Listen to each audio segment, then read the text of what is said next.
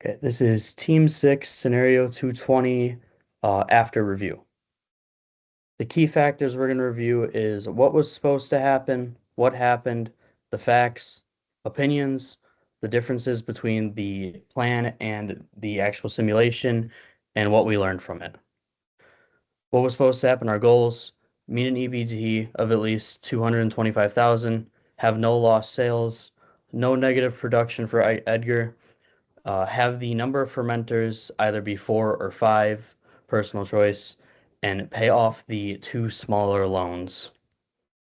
And this is a EBT analysis from our spreadsheets.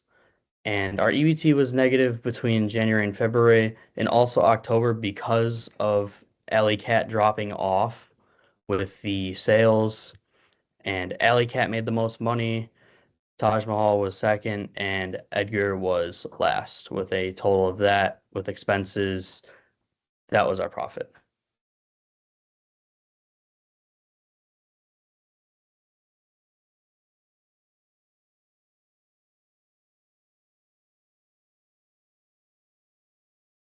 Because we wanted the inventory to meet the demand for Alley Cat in the summer. So this was our inventory during the simulation, and it was very similar to the plan. Alley Cat, we had a little more in December, so that's really the only change.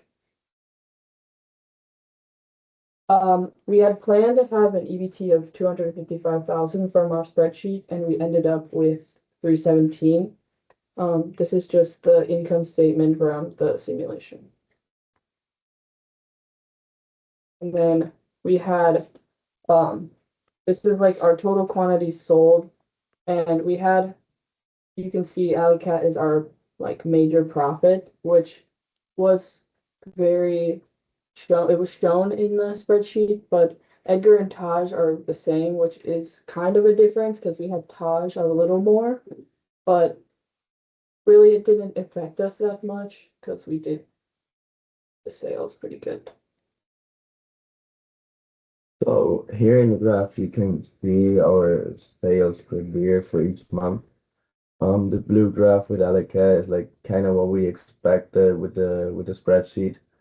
And from the years before, it's gonna like blow up for the summer months. That's why you should, or we try to build a good amount of inventory so we can meet all the demand.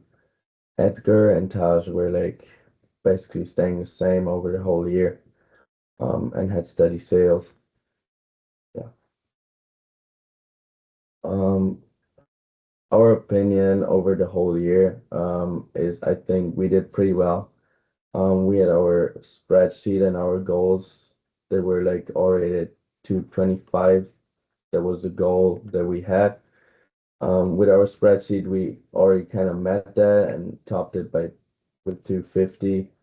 And over the whole year, we had an EBT of 300,019. So I think we did pretty well in the year. And yeah, I think what's important or what kind of helped us is that we paid off the loans in the beginning, um, and just had small changes to the prices. Yeah, and I think it's kind of important for us that we like keep track of when the fifth fermenter is coming in because the production is a very important part.